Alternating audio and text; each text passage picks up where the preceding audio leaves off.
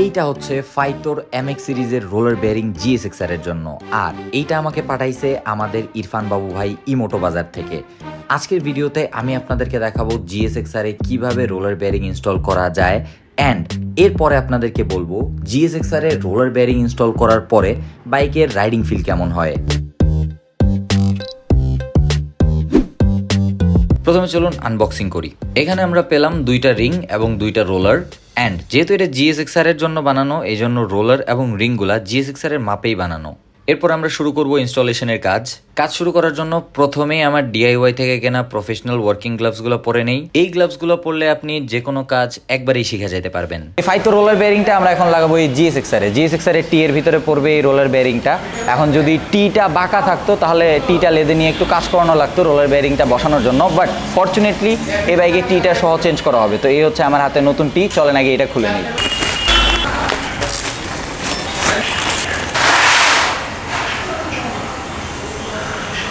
এটা আসলেই নতুন, শালার ঘষা মশা খাওয়া। প্রসেসের প্রথম কাজ হচ্ছে রোলার বেয়ারিং এর লোয়ার পার্টটা হ্যান্ডেল টি এর ভিতরে ঢুকাইতে হবে। এরপরে এটাকে ঠুকে ঠুকে পারফেক্টলি অ্যাডজাস্ট করতে হবে। আসলে এটার মেইন প্রসেস হচ্ছে আগুন দিয়ে হিট দিয়ে লাগানো, বাট আমার কাছে পারফেক্ট সরঞ্জাম ছিল না। সো আমাদের স্পেশালিস্ট মিন্টু ভাই আমাকে যেভাবে শিখাইছে আমি ওইভাবেই কাজ করতেছিলাম। সমস্যা নাই, এভাবেও কাজ হয়েছে। আর রোলারটা দেখেন পারফেক্টলি টি এর সাথে ফিট হয়ে গেছে, অ্যান্ড দেখেন কি সুন্দর স্মুথলি মুভ করতেছে।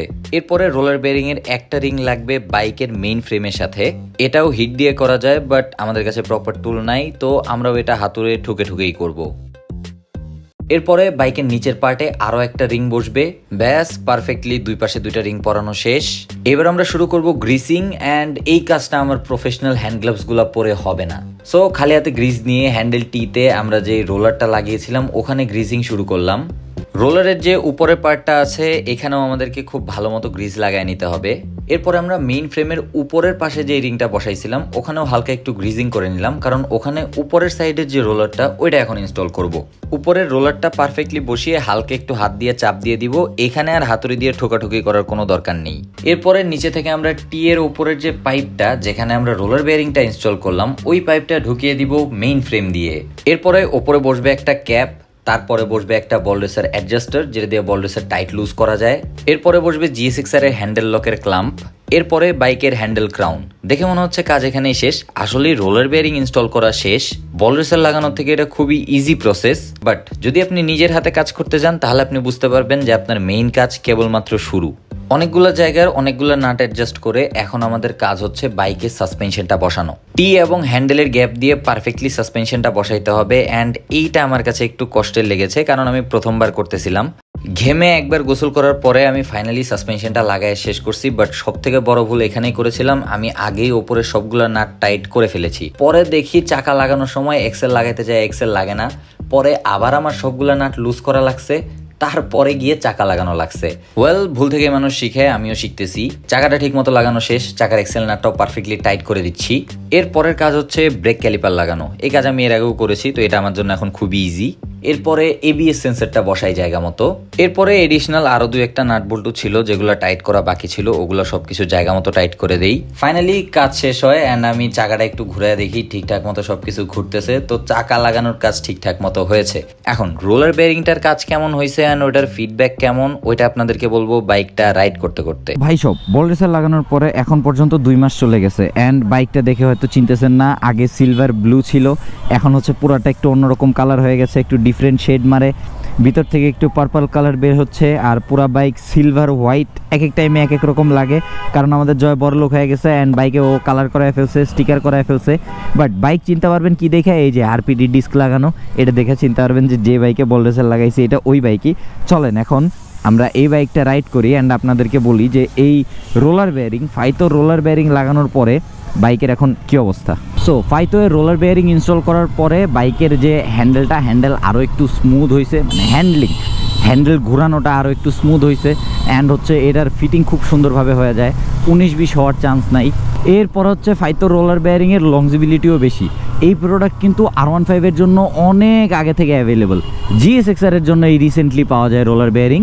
জয়ের বাইকে রেয়ার ভিউ মিরর খোলা, পোলায় পান রেয়ার ভিউ মিরর ছাড়া যে কেমনে বাইক চালায়। তো যেটা বলতেছিলাম লংজিবিলিটি, ফাইতো রোলার বেয়ারিংয়ের লংজিবিলিটি খুবই ভালো, মানে নর্মাল একটা বল রেসার আপনার যতদিন টিকবে ফাইতো রোলার বেয়ারিং তার থেকে প্রায় দ্বিগুণ টাইম টিকবে। অ্যান্ড এর মাঝখানে যদি কোনো সমস্যা হয়, ধরেন বল রেসার সাউন্ড করতেছে কিংবা ধরেন বল রেসার বেশি লুজ বেশি টাইট হয়ে গেছে, আপনি অ্যাডজাস্ট করে নেবেন, ঠিকঠাক হয়ে যাবে, তখন দেখা যাবে সাউন্ডও করবে না। অ্যান্ড এই যে আপনার টিয়ের ভিতরে যে প্লেটা এটাও খুব সুন্দর থাকবে। অ্যান্ড এটার মেনটেন্যান্সের জন্য আপনি আরও একটা কাজ করতে পারেন, সার্ভিসের টাইমে আপনি রোলার বেয়ারিংটা খুলে আবার একটু গ্রিস করিয়ে নিতে পারেন। এতে হচ্ছে রোলার বেয়ারিং আরও ভালো থাকবে অ্যান্ড আপনি আরও লং টাইম ইউজ করতে পারবেন। এইখানকার যে প্লেটা এইটার উপরে কিন্তু অনেক কিছু ডিপেন্ড করে, বাইকের ব্যালেন্সিং ডিপেন্ড করে এখানকার প্লের উপরে, বাইকের স্টেবিলিটি ডিপেন্ড করে এখানকার প্লের উপরে, তারপরে আপনি বাইক চালায় কতটুকু মজা পাবেন এটাও ডিপেন্ড করে এই প্লের উপরে। অ্যান্ড আপনি যত হায়ার সিসি বাইক দেখবেন, প্রায় সকল হায়ার সিসি বাইকেই স্টকে কিন্তু রোলার বেয়ারিংয়ে আসে। ইভেন বাংলাদেশেও কয়েকটা বাইক আছে যেগুলোতে স্টকে রোলার বেয়ারিং আসে। আমার 13 GP1 ভার্সন 4-এ ছিল স্টকে রোলার বেয়ারিং। সো সেই হিসেবে আমি জানি রোলার বেয়ারিংয়ের ফিল খুবই ভালো। তো আপনারা কেউ যদি GSX-এর এখন বল রেসার চেঞ্জ করতে চান, আপনারা এই রোলার বেয়ারিংটা নজরে রাখতে পারেন। আর আরেকটা সুবিধা হচ্ছে বাইকে ইনস্টল করার সুবিধা, বাইকে ইনস্টল করতেও তেমন কোনো প্যারা নিতে হয় না, যেহেতু আমি পারছি, আমার এই ভিডিও দেখায় দিলেও যে কেউ ইনস্টল করতে পারবে এটা। বাট প্রপার ওয়ে এটা ছিল না। বল রেসার লাগানোর নিয়মই হচ্ছে আগুনে একটু হিট দিয়ে নেওয়া, বাট আমাদের কাছে আগুনে হিট দেওয়ার মতো ব্যবস্থা না থাকার জন্য আমরা হচ্ছে ওই ঠুকে ঠুকে ঠুকে ঠুকে কাজ করেছি। বাট তারপরও প্রপারলি লাগানো হয়েছে অ্যান্ড আমার খুব ভালো লাগতেছে যে আমি লাগাইছি এই বাইকে বল রেসার, আমি লাগাইছি এই বাইকে ডিস্ক, অ্যান্ড জিনিসগুলো প্রপারলি কাজ করতেছে।